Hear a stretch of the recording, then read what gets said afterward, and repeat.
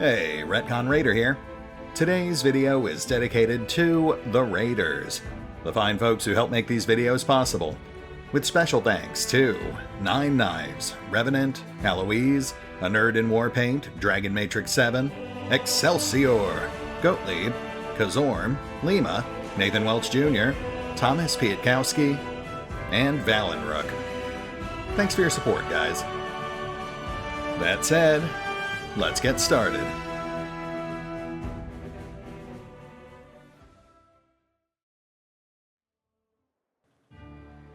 And welcome back to Pathfinder, Wrath of the Righteous, as we continue whittling down our ever-dwindling to-do list for Act 1.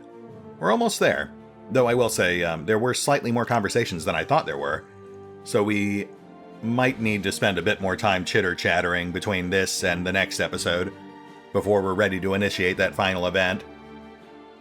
That said, today I thought we would change my original plan slightly. Instead of heading back to the Defender's Heart right away and swapping Waldjip back in. We're already out here. Cam has shown she's decent in a fight now, with helpful in tow. And we're in decent shape. So let's go ahead and start picking at these smaller optional locations. That'll give Cam a bit more time to flex and sate her bloodlust before we condemn her back to the purgatory of the backup bench. We'll focus on the optional locations today, so it is going to be a combat-heavy episode. And then we'll use whatever time we have left afterwards to knock out a conversation or two back at the tavern. And then next time we'll grab Waldjip, make a run on the market, and so on. We'll see how it goes.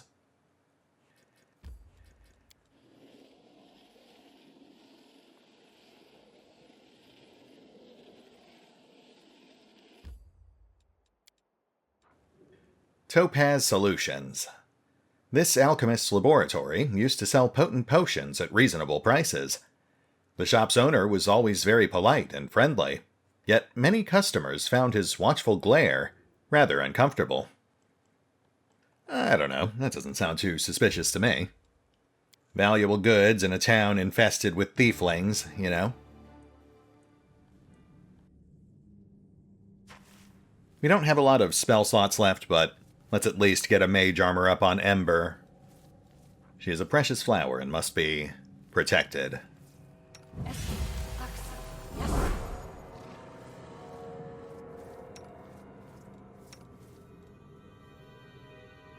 And I guess that's it. Yeah, let us carefully advance.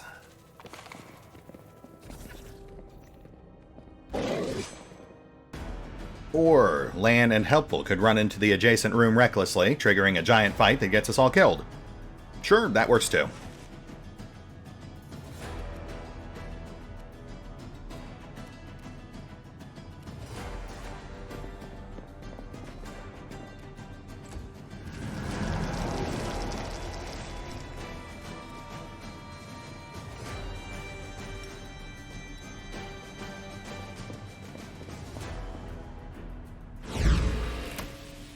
Nice.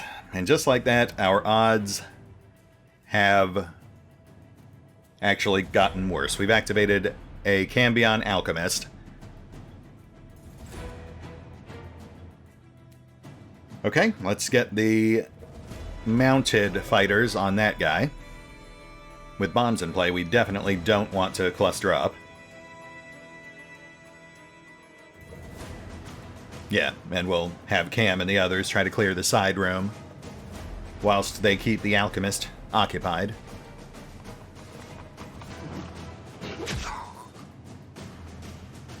Hey, nice hit.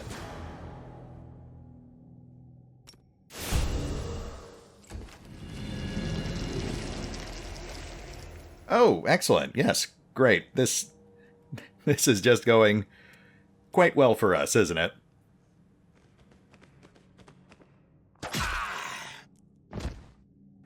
Actually, wow. Oh yeah, look at that. We had an actual crit cascade. I think that's our first one of the series.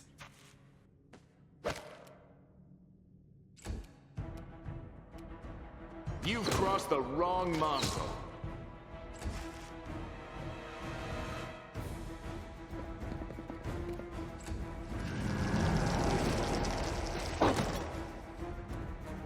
Ooh, that is a fortuitous critical miss.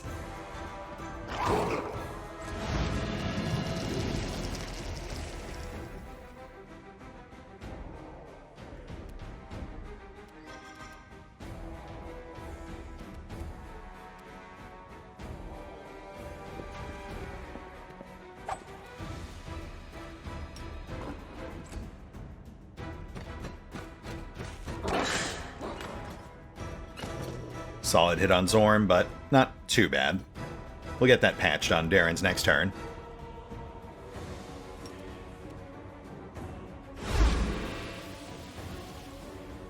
Shoot.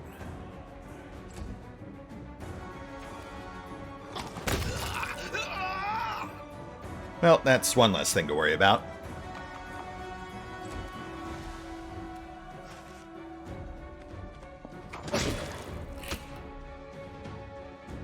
Hey, not bad. And we actually tripped the thing, too. Which, let's be honest, is its own fault for growing feet. Nice. She is helpful, is she not?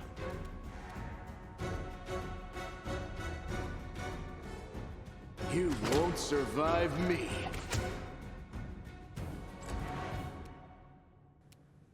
Let's patch Zorm.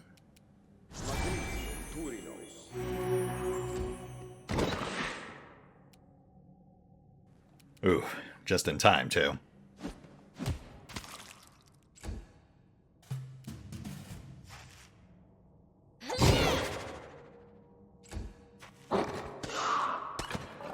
The world in crimson.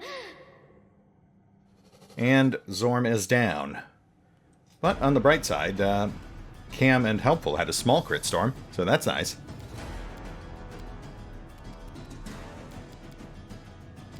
Let's see if we can finish this.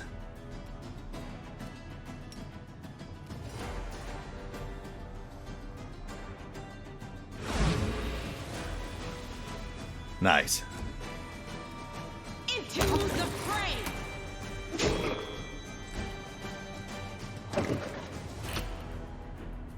Hey, look at that. Zorm's sacrifice was not in vain.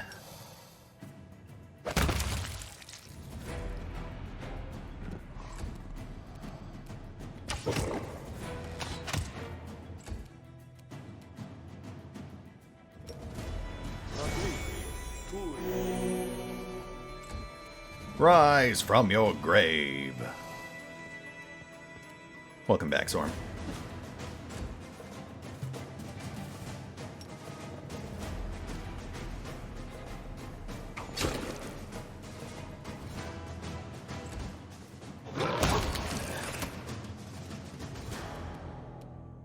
All right, I think we're good.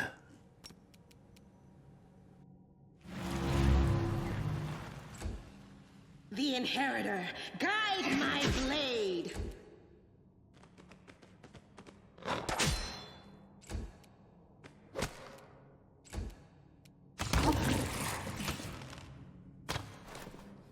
Yep, that'll do it.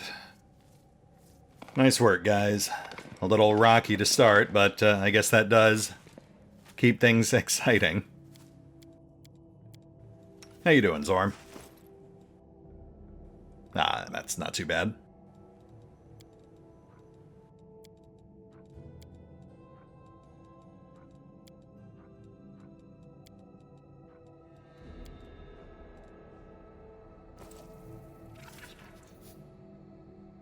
Okay, let's see what our blood, death, and vengeance has earned us. Oh. Light crossbow of Oracle's Misery. That is quite a mouthful. Huh. Is the item window wider than it used to be? Because that's kind of throwing me. Anyway, +2 light crossbow. In the hands of an Oracle, critically hit target must pass a high will savings throw or suffer the Oracle's curse. Interesting. You know, you would think that's an ideal fit for Darren, because he's an oracle. And I guess technically it is. It's still a +2 light crossbow, so we are going to equip it. But by my understanding, Darren's curse only actually applies a negative effect on the first round of combat, so unless you happen to land a crit with it on the first round, I don't think it would actually stagger your target. And then, of course, they would also still get a savings throw to resist it.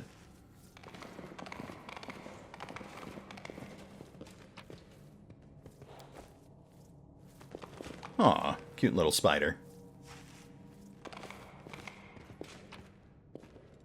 Don't mind me, guys, just carving the heart out of this alchemist we just killed. That's not weird. You're weird. A recipe for fish on a stick. Not what you would expect to find in your average alchemist shop. Also, that is a duplicate book. It's one of the ones we just picked up in Quirm's library. I've got a running list of all the books we need to read, and that one's already on it.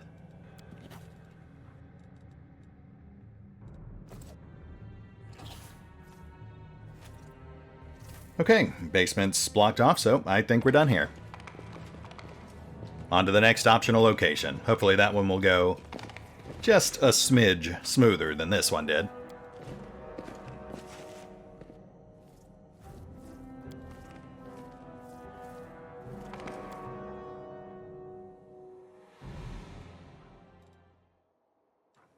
Looks like we're plundering Irabeth's house next. With her blessings, of course.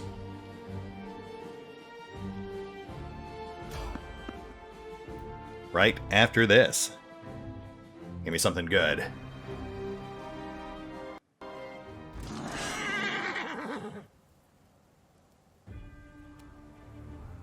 I see a single shear. Endure this!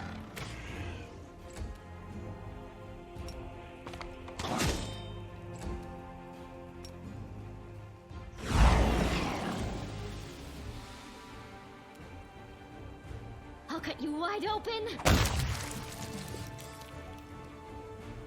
Really? That's it? Okay. Gotta say, Wrath, I feel like you're not really trying, but I will take that 100 gold, I guess. Not bad for 20 seconds work.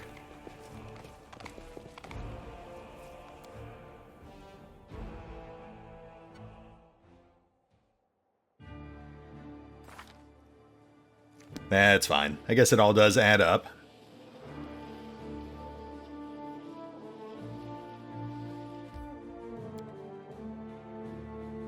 Tirabade residents. Despite their high standing in the city, the Tirabade family lived in a simple house far away from the wealthy neighborhoods. Most of the houses on the streets are now ruined and abandoned, but this one seems intact, though the broken door makes one wonder if there's still anything of value left inside. Well, as I recall, Irabeth did mention a secret compartment to us, so if nothing else, that should hopefully still be intact.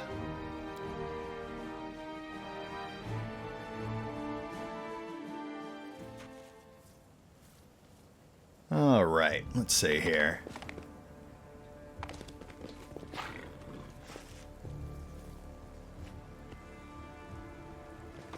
I do notice they still have some issues with interacting with objects while you're mounted. But hopefully they get that fixed soon. Good evening, sir. We will be right with you.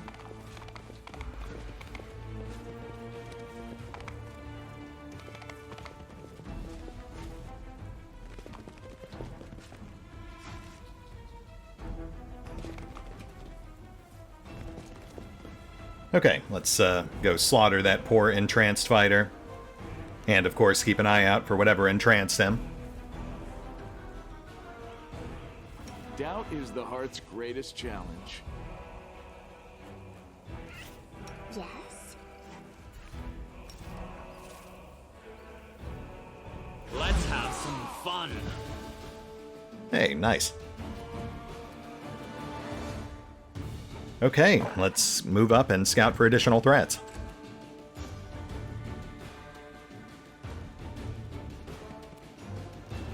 Oh, hi. Well, this is awkward.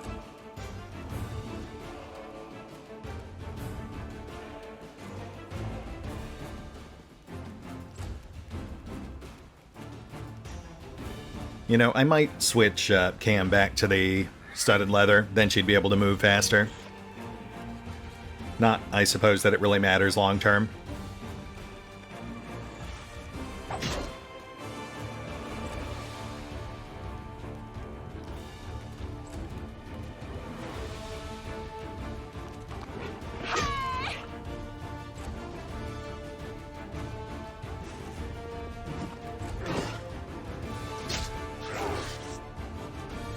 And another hit on Zorm. Poor guy. Make every strike count.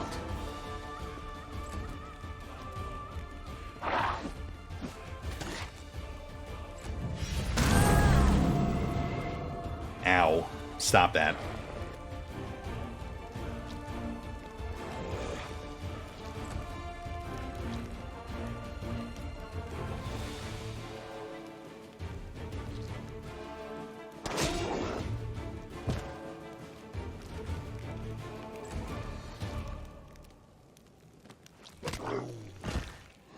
Very helpful. The light take you!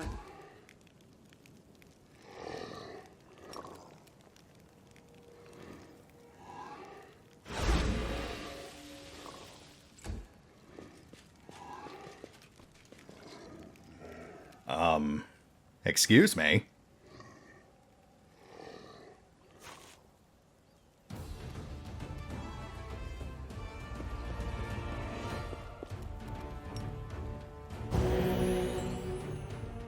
Thank you, Darren.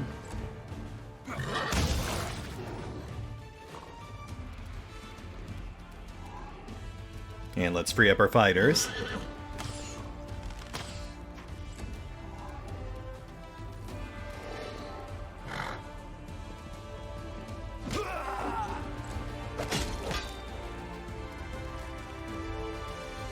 The spirits demand your blood.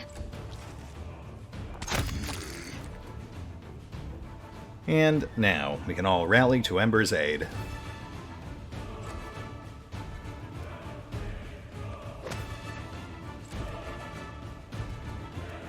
Into the fray!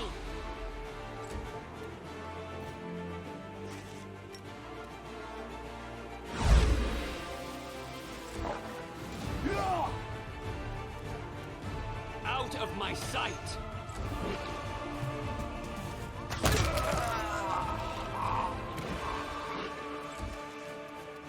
It's kind of a shame you can't somehow unentrance these guys. Untrance them. But I get it.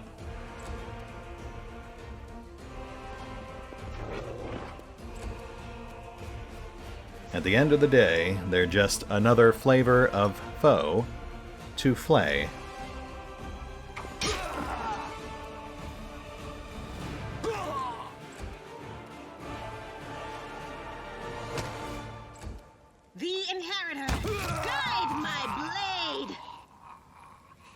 Sorry, buddy. I tried to make that quick. You were just a little too resilient for your own good.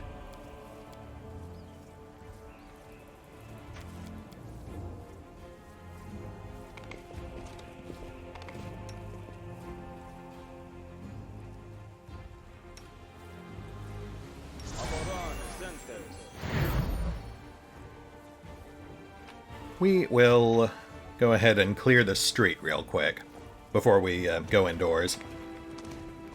As we saw back in the marketplace, sublocations usually mark tougher optional encounters. In this case, most likely, whatever entranced those poor fighters.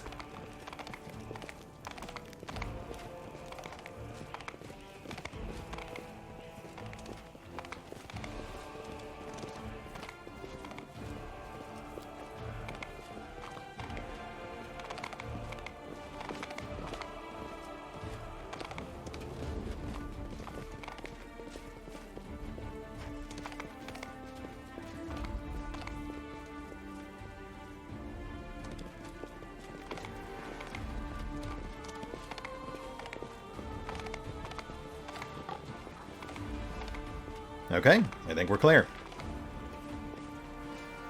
Let's head inside and see what we're up against. But first, I think we'll hedge our bets a little.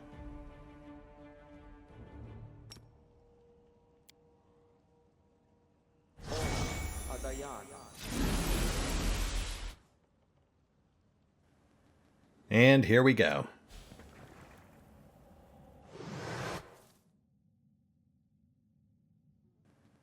More entranced fighters. Oh, and a trap. Shoot. It would have been nice to have Walja for this. But let's see if Cam can pull it off.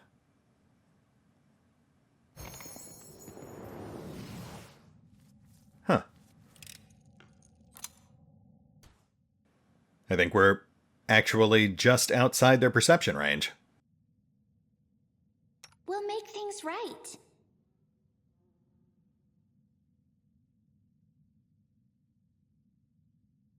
Now, we do know that whatever entranced these guys is almost certainly in that room, so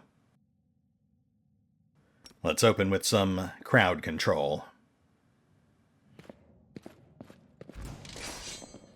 Or we can just get too close and kick off the fight. That's good. Honestly, I really should have seen that coming. Hold.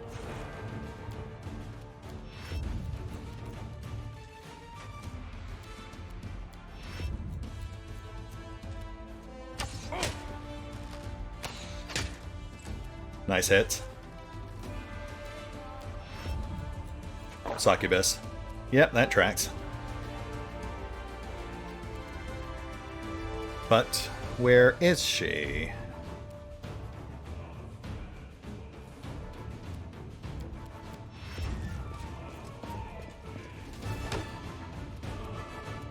You are today's sacrifice. Oh. Minor hit on Cam, but we now have eyes on the succubus.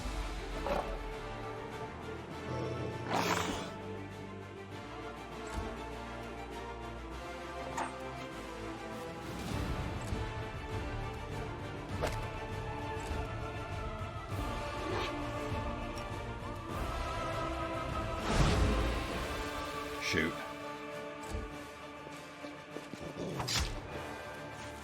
Oh, goodness. We might be in trouble here. The light, take you! 29. That's not insurmountable. We're just not getting good rolls.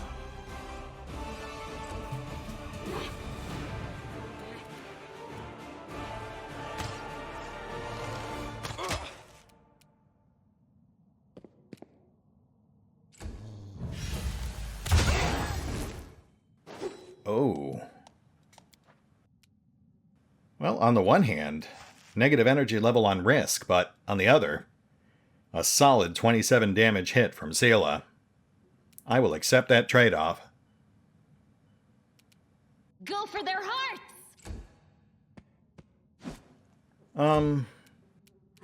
Let's get rid of that flanking bonus.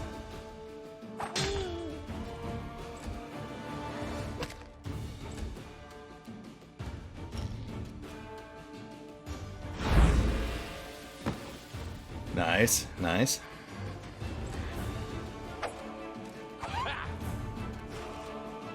Into the fray! Getting some good mileage out of that Smite Evil.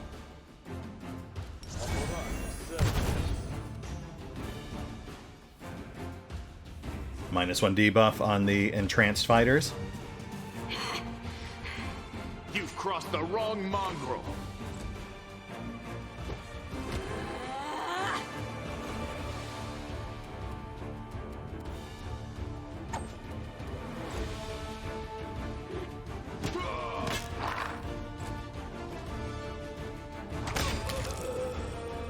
And there goes her flanking bonus.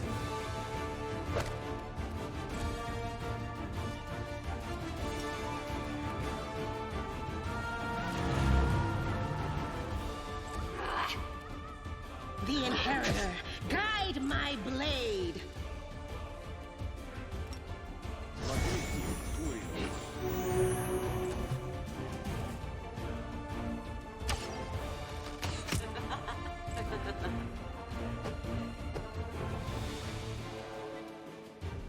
you wide open.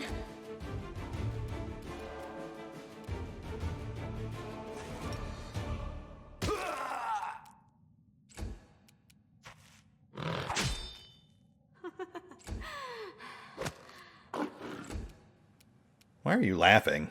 I'm tearing you apart and you're laughing.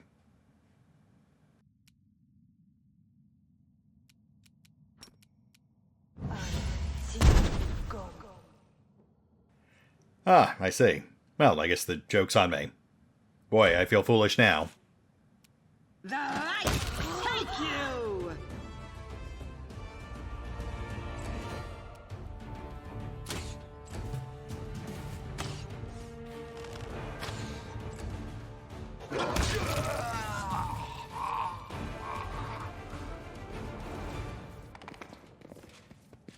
Not too shabby.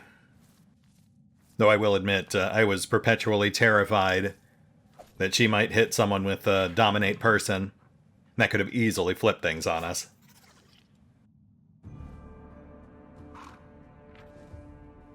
Cloak of Disguise.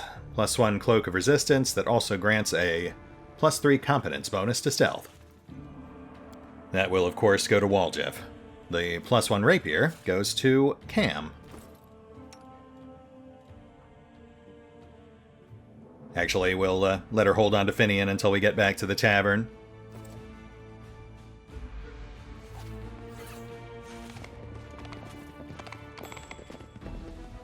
And that would be Irabeth's Hidden Compartment. With Irabeth's Letter, a plethora of riches, and The Crusades as Seen by Ordinary Folk by Tullius Mara. Which, again, is a duplicate. We already picked up a copy at Gwyrm's Mansion.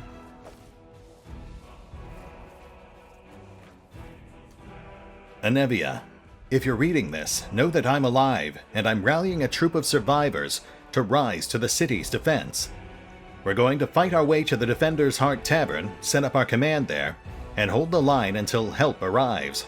Or, if the goddess wills it, we'll launch an attack on the Grey Garrison. I love you, and I trust that we will see each other again in this world. Irabeth. Oh, well, isn't that sweet? I don't think we've talked to Irabeth or Anevia about their backstories in the current series. Though that might be stuff we can actually wait until Act 2 for.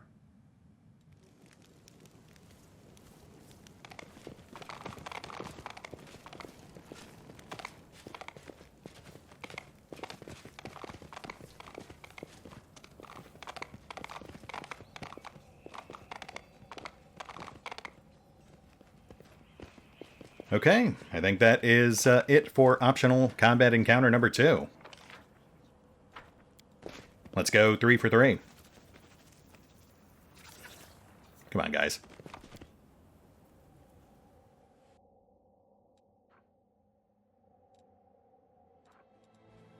Now, this one's a bit of a ways out, so we'll almost certainly have at least 1 or 2 combat encounters on the way there.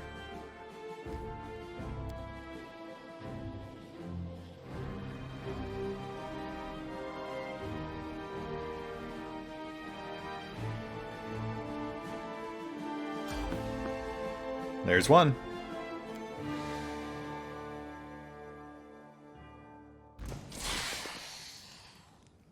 Tremendous Centipede.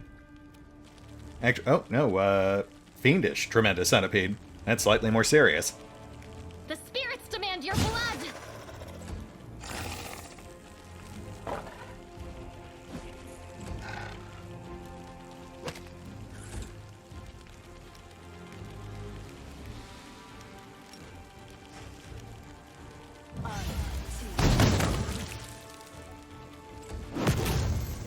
Oh, what was that?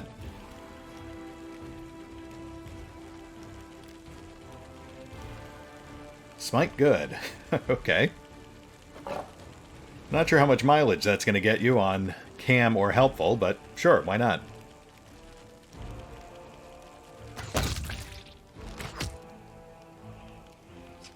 I mean, to be fair, it is just an insect, so maybe I'm setting my expectations too high.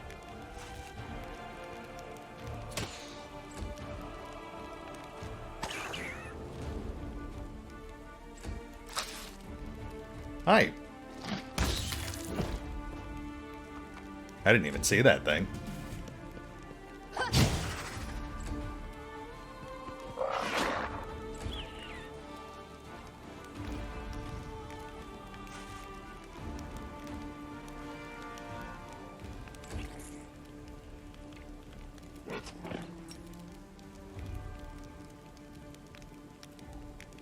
Oh, shoot. Right.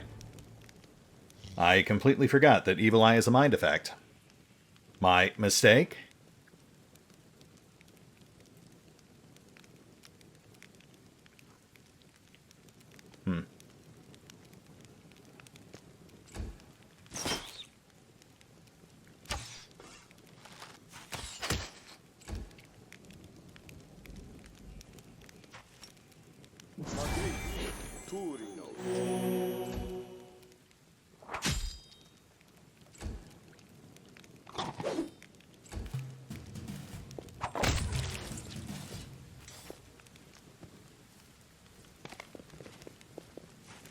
No loot, but that's another 70, 80 XP for the pile. Maybe 100. Decent fight, too. I like that one.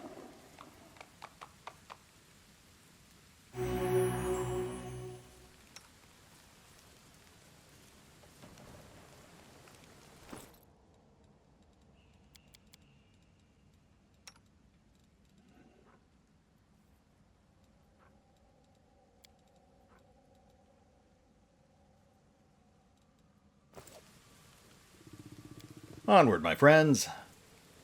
Pitaxian whining awaits.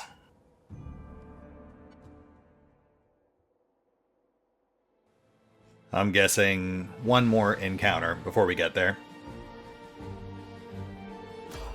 And there it is.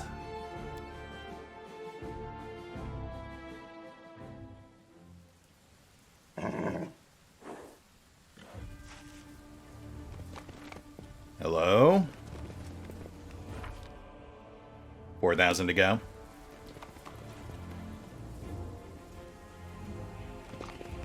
Ah, is it a lone shear again? Alright, alright. I'll try to make this quick.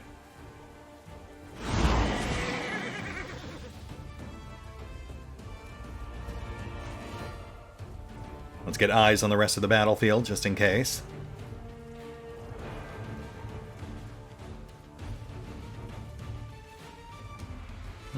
Looks pretty clear.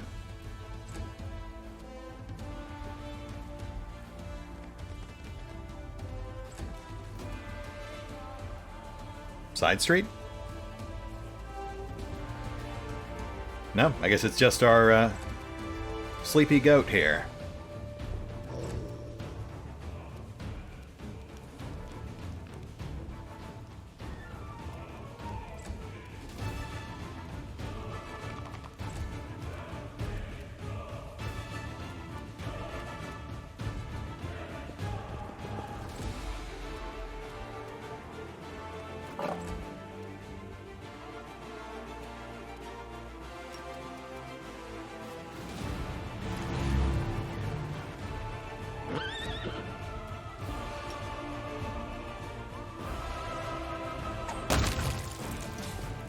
That little leg kick was kind of cute. Almost felt bad exploding him. Almost.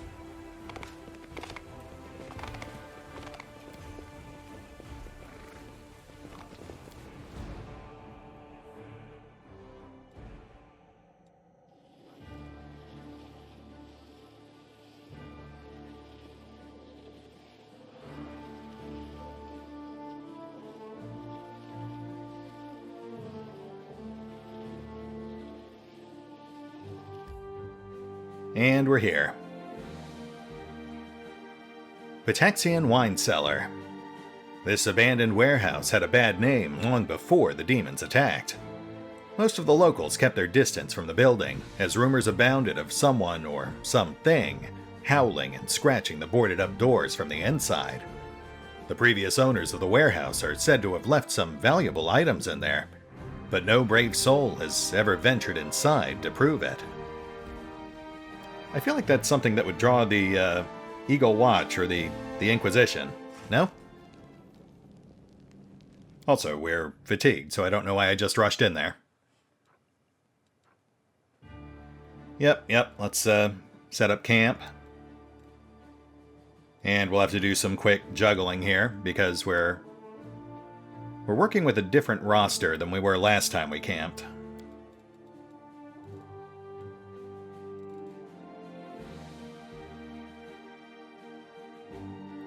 Darren.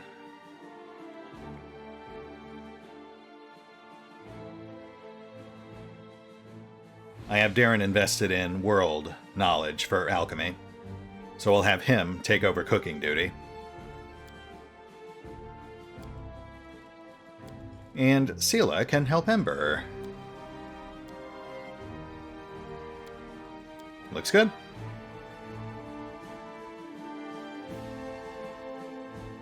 Just the thought of the demons trying to tamper with the wardstone makes me want to crush some horned skulls.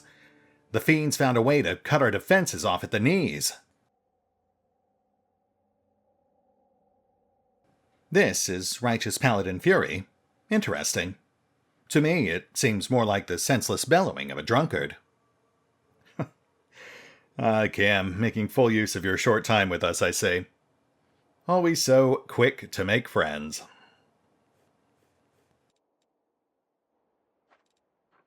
Let's get in there and clear this last location.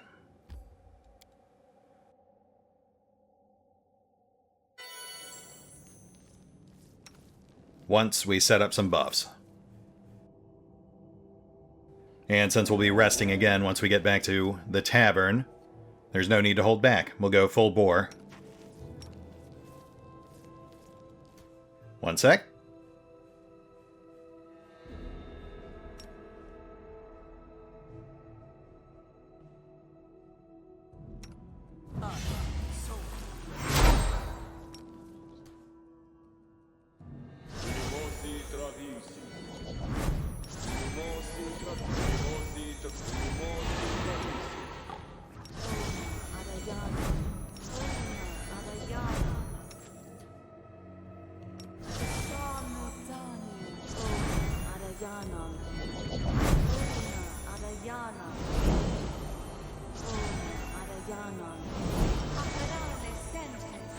This war must end.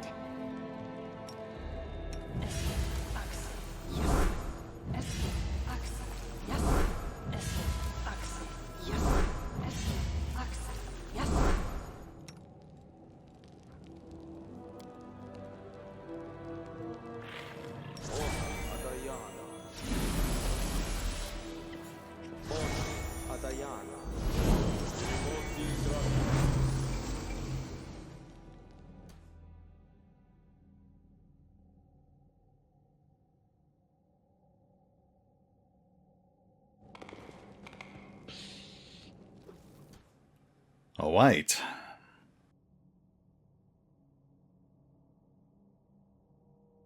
I'm all ears. Let's see what we can do here.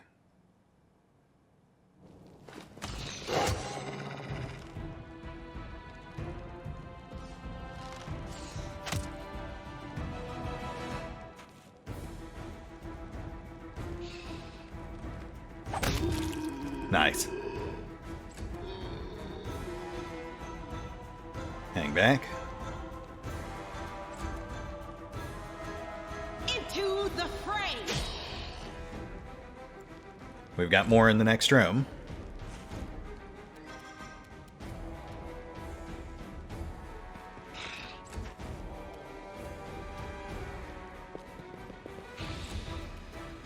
Yeah, I really should have switched her back to the studded.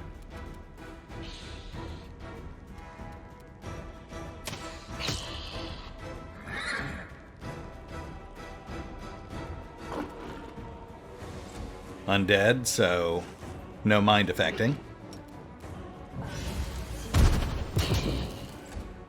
That works.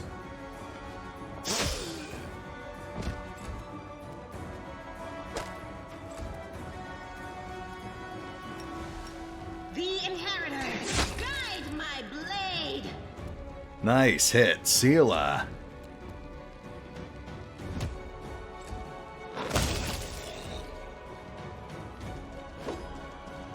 Fantastic. You are today's sacrifice.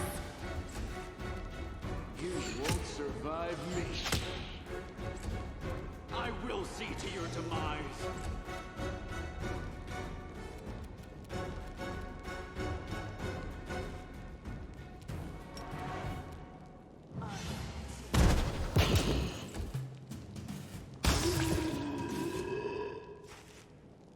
I was worried we'd take a few level drains, but we actually squeaked through.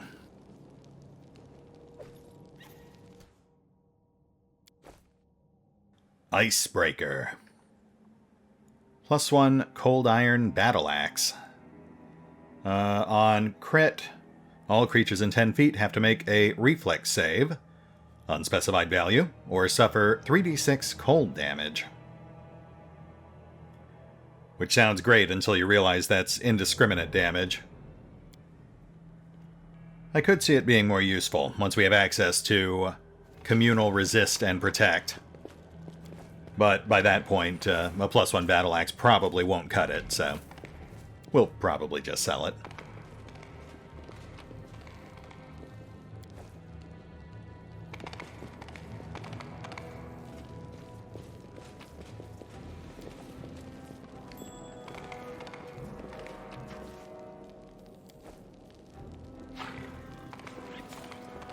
Tempest. +1 Cold Iron Orc Double Axe, which inflicts an extra +1 cold damage with one end and 1 extra sonic damage with the other. So not terribly impressive, but certainly welcome if you're running a double axe wielder for some reason. For us, however, that is over 4,000 gold worth of magic items. That is certainly nothing to sneeze at.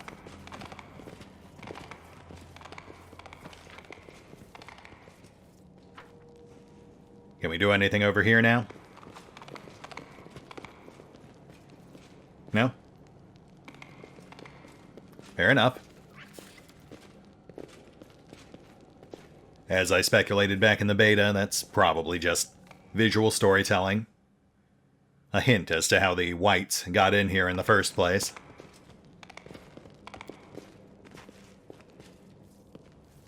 Guys, come on.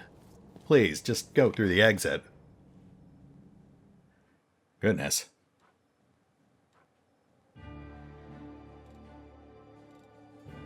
Alright, our primary goal has been completed, and we are 45 minutes in, so let's head back to the Defender's Heart and round things out with some more fighting.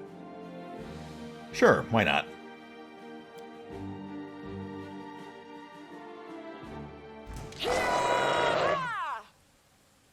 What's that? Cultist Archer. And Baphomet Cultist. Okay.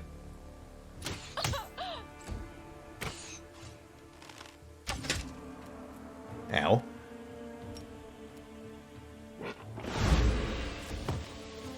Endure this!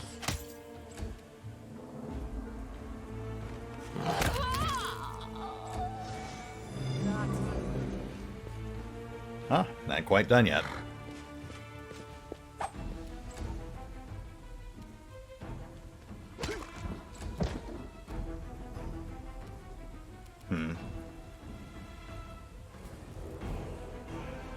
I will say, I won't much miss Cam when we venture again, but I am going to miss the doggo.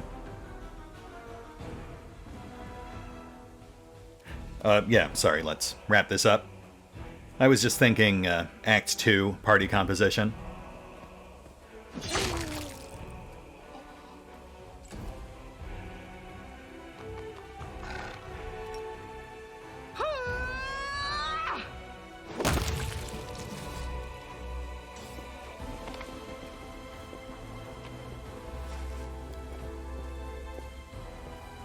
$300 gold.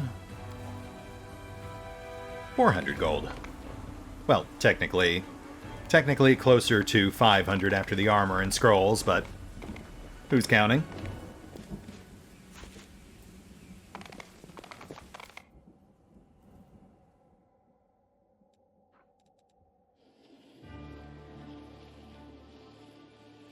Why is Ember making religion checks?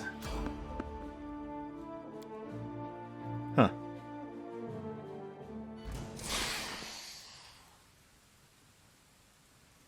Yeah, that's nothing. No glory without risk!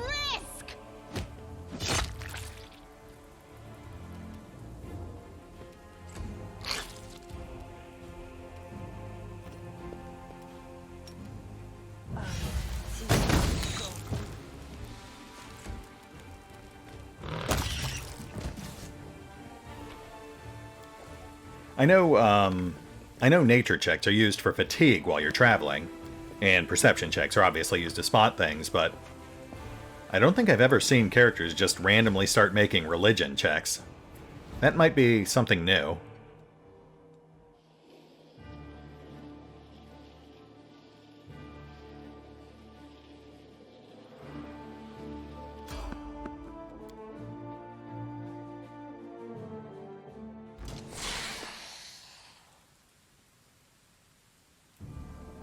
Yep, that's barely a speed bump.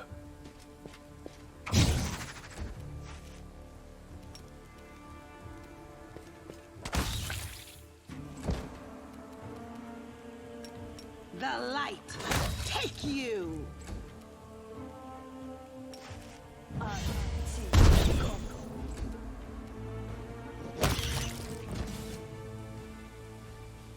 But hey, 60 more XP.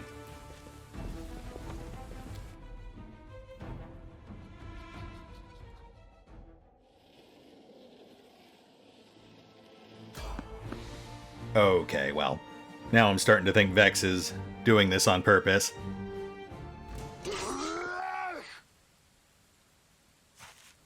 Though I guess I really shouldn't complain. That's another 250 gold, easy.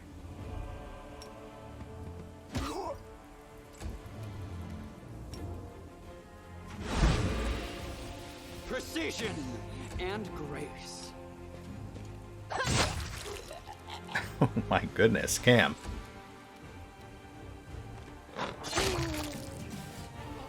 Yikes.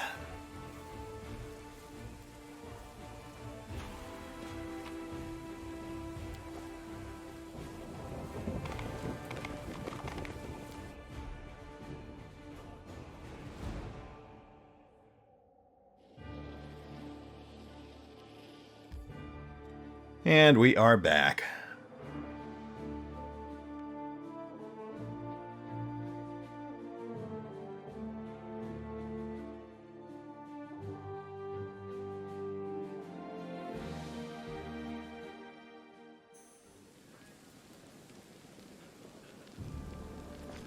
All right. Looks like we are at the 50-minute mark, but I'll tell you what, I'm not going to count those random encounters against our time. I figure we've got about 20 minutes worth of time to kill before we call the episode. So let's go knock out one or two more conversations. That'll leave us with a little less to do next time round.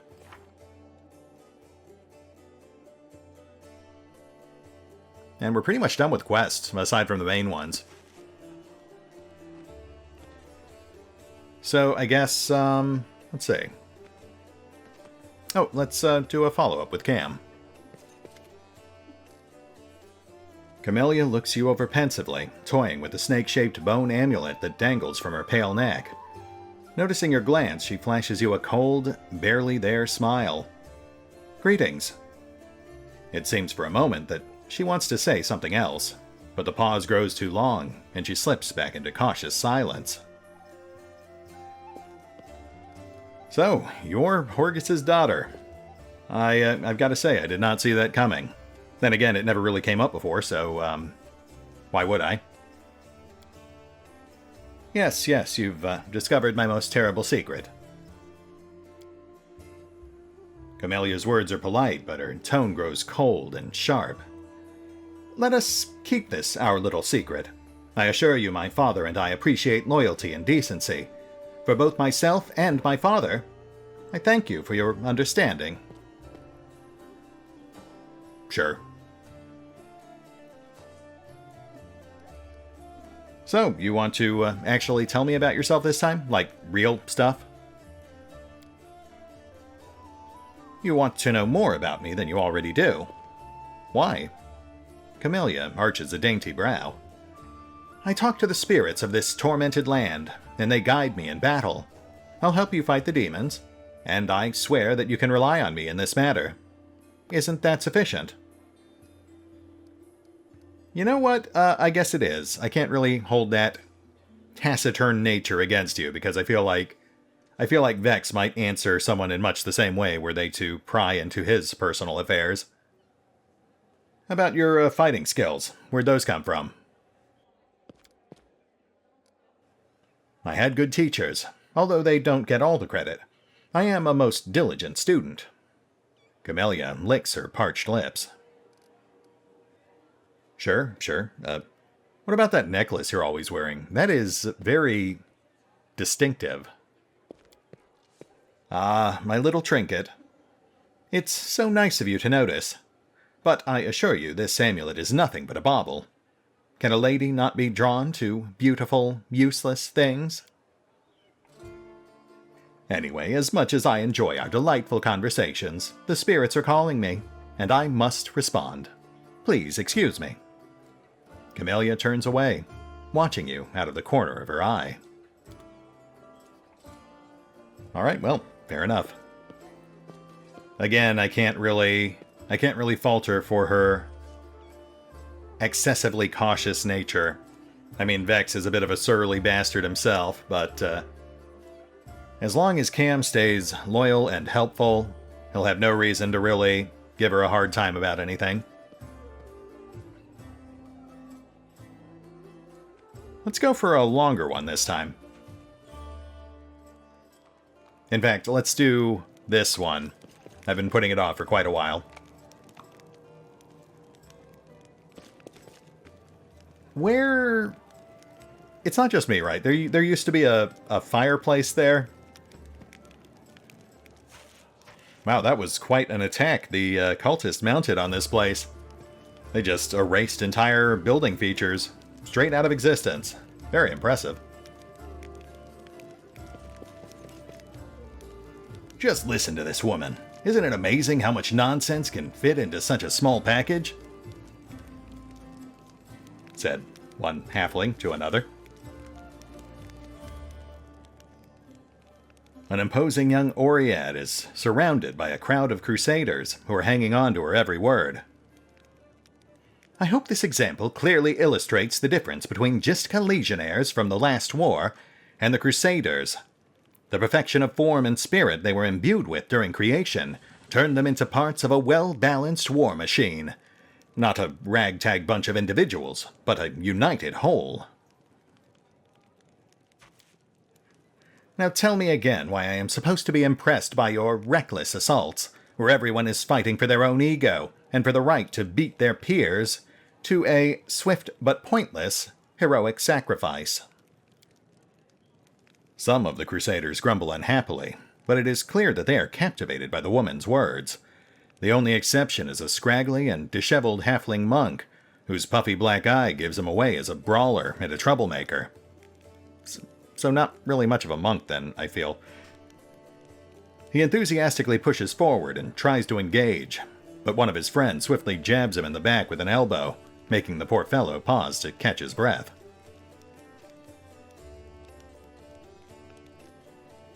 Well. Looks like we got ourselves an academian here. The woman gives you a suspicious look and raises an eyebrow. Were your words meant to recognize my achievements, or to start a fight, the way Mendevian crusaders usually do? What, I can't multitask? It can't be both? Come on. One of the crusaders angrily curls his fist tightly and retorts with a burst of passion. If those gists of yours, or whatever, had come for us, we'd have their guts for garters. You think we've never fought a mighty adversary before? The soldier's stern facade cannot fully conceal his relish. He clearly plans to enjoy this confrontation. The crusaders around him look upon their exotic opponent with a mixture of irritation and piqued interest. The woman chuckles before cutting off her interlocutor. I would love to see you storm a 60-foot-tall walking castle shaped like a gigantic elephant that carries siege fortifications on its back. And I'll have you know, these fortifications were defended by Justkin priest craftsmen, armed with demon-bound war machines. That's right, they use the enemies you cannot defeat as mindless weapons. The woman gives the people around her a triumphant look, and adjusts her clothes with pointed nonchalance. Her voice takes on a lecturer's tone. You should not argue with someone who happens to be the most authoritative researcher on the history of warfare 3,000 years before the foundation of Absalom. That is both very impressive and very sad. The woman looks at you and flashes an amused smile. The lecture is over. Do my esteemed listeners have any questions? Yes, actually. Why isn't Nenio in on this? This really feels like it would be her jam. But I suppose you were talking about your lecture. Let's start with... Who the hell do you think you are? Ah, I am Indara, a warrior, magus, and scholar of classical warfare from Garund. The woman peers at you apprehensively, then sighs. I admit that I am mildly offended by the fact that my name is entirely unfamiliar to you, but I'm willing to accept that this is due to Avastan's isolation from the sophisticated culture of the world at large. Gosh, you came an awful long way just to get your face punched in by a bunch of angry crusaders. Yes, well, I like to think of myself as an inhabitant of Golarion, and I don't narrowly identify myself with any country in particular. Except for Grund, which I just said I'm from. Cool, so why'd you come here? Is it for the face punching thing? Because we could set up a line or something. No, I came here to witness a legendary war. The confrontation between denizens of a plane famous for its love of violence and the crusaders from every continent, united by the common goal of defending their home. An epic struggle of colossal proportions. That hasn't been particularly epic so far, truth be told. The monk with the black eye grins and mutters under his breath. Maybe she just can't see it from here. The view will get way more epic if she stops hiding among us and takes a walk outside. I like you. I don't suppose you're looking for a new job? We could use another frontliner. The woman smirks contemptuously. She does not deem the monk's words worthy of comment.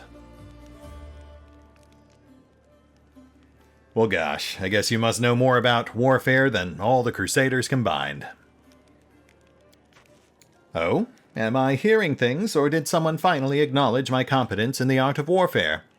Perhaps there is a sufficiently open-minded person among the crusaders after all. I find myself pleasantly surprised. Yeah, you're great. In fact, you're so great, why don't you join up and show us how it's done? Maybe stand up front, soak a few arrows with that craggy skin of yours. You'd make some pretty decent mobile cover. No. I am a historian, an analyst, a theorist. Do you know what these three words have in common? They describe a mortal woman who does not participate in the conflict upon which her thesis will be founded. But then again, I will hardly be able to describe this mess as anything other than a feeble likeness of the last war of Gistka. The monk with the damaged eye grins slyly and comments. The more dangerous the upcoming scuffle is, the more motivated we are to find clever and pretty words to justify, not actually doing the fighting. Well said. Alright, I'll bite. What's this last war you keep babbling about? The last war of Gistka, of course. A large-scale conflict that took place 3,000 years before the foundation of Absalom. It was a war against the Osirian pharaoh of forgotten plagues. The war that ended the legendary Gistka Imperium, an epic struggle that became the most vibrant page in military history. Alas, all conflicts that followed it were but a pale shadow, including the one I am witnessing here. Oh yeah? And what exactly is it that makes this last War of Jistka so great? I mean, they died, right? Doesn't sound so great to me. Just imagine legions of golems imbued with extraplanar spirits marching into battle. Imagine flying cities that swoop out of the clouds like terrifying monstrous birds of prey to drop forces on top of enemy castles. Picture gigantic mechanisms powered by captive and very angry demons and devils. Imagine standing in the warpath of walking citadels, or having to cover your ears to block out the sound of cannons loaded with shrieking elementals. Finally, imagine the ultimate weapon that defeated the Jistka, the deadly Night Plague.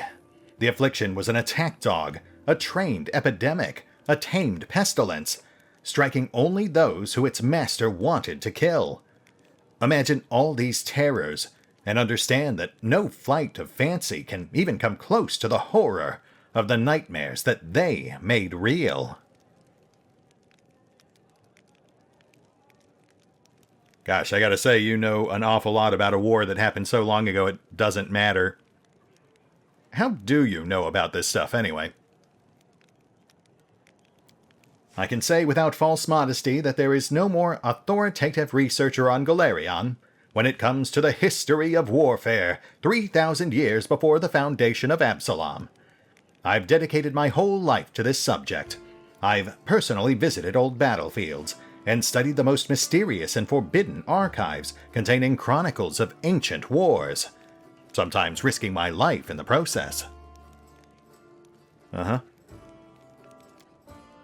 I saw a fallen city of the Shori Empire with my own eyes.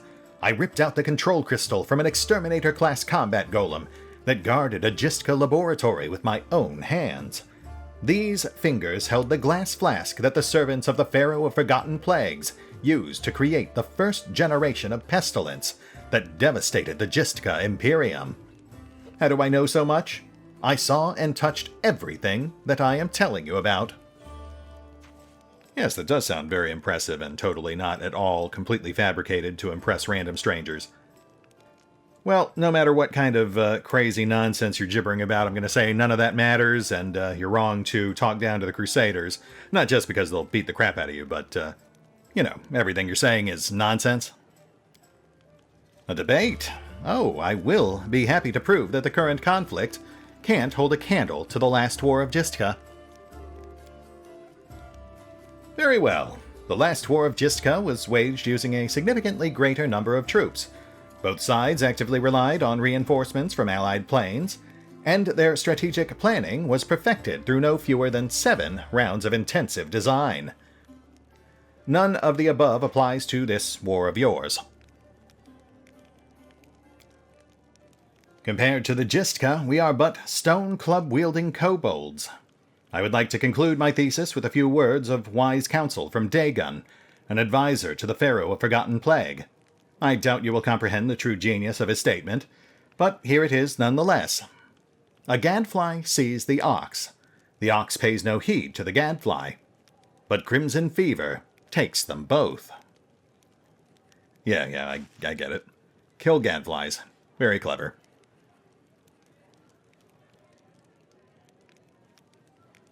Well, I'm going to counter with...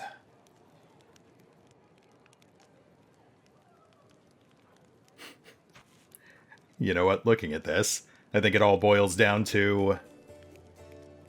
War. War never changes. Doesn't matter how fancy you get. In the end of the day, it's all just people finding new and creative ways to kill each other. Also, that war was like 5,000 years ago and nobody cares. Indara's eyes display frustration as she hears the audience, clearly inspired by your argument, murmuring approval. There is logic in your words, I give you that. Yes, the concept of war does not change, but the degree of sophistication in the methods that we use to destroy our foes...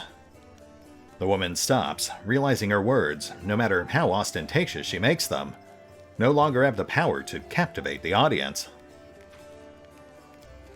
Indara offers a pretentious dismissal. As a scholar, I cannot deny that there is a certain truth beneath your skeptical statements. History is a complex discipline, rooted in fact, and an evidentiary base that grows ever more meager the farther the described period is from the present moment. Of course, if I were to argue in bad faith, the way Crusaders embellish their tales of slaying a single Brimarac by adding a dozen Baylors, for example, I could win this debate. But I am above such things, and therefore I'm forced to admit that your skepticism is not entirely without merit. Gosh, thanks. So, does that mean that you've reconsidered my suggestion to join our ranks? Because we could really use someone like you right up on the front lines. I don't see the point. You Crusaders appear to be quite confident in your skills. If nothing else, you've presented your arguments to me with extreme confidence. Indara unbuckles her sword belt and hands you the weapon. This is a worthy blade. It will be of use not only for the strong, but also for the wise. What, you think you can buy me off? Because if so, you are absolutely correct. I'll take it. And this is where I bid you farewell. Before the end of the day, I was planning to observe how winged demons use pack tactics to drive their prey like herds of livestock. It is about time I got back to my research. The hint of a smile graces Indara's lips when she sees disappointment in the eyes of many Crusaders around her. Do stay safe. And she's gone. What a shame. I'll miss her. How about you? I'm still hiring. No? You served your purpose? Alright, I guess I'll leave you to your pink eye. You have fun with that. Just as well, I suppose. I have no idea what I was doing with his voice anyway. Besides, we probably would have ended up killing each other. Anyway, with that, I think we're at a good stopping point. We're almost done with Act 1. Looking at my notes here, we've got the optional fights out of the market, we've got 3 companion quests, and a follow-up with a storyteller, not to mention a quick chat with the 3 allies we recruited outside, and maybe the Irabeth and Anevia stuff, but I think that can probably wait. Oh, plus the 13 books we collected, most of which came from Horgus library. So, let's do this. We'll hit the pause button for now. I'll take care of our off-screen bookkeeping, sell all that loot we picked up, re-equip Walgif and tag him back into our standard party, and then take stock of everything we have left on this list, and decide what we want to do in episode 19, and what I think can wait until Act 2. And then, hopefully, by the end of next episode, we'll be ready to lay siege to the Grey Garrison.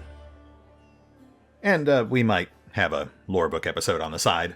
I would like to do that. It would be nice to have those various bonuses before we actually head into the Act 1 finale.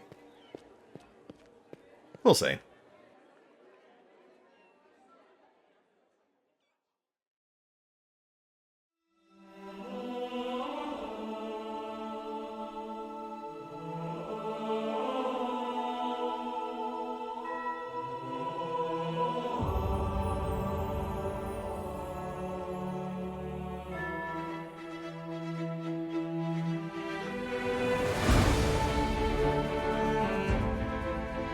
Oh, and remember, although I do love playing Pathfinder, Wrath of the Righteous, you can find out more about the game by visiting the official website, the official social media feeds, or the official store pages.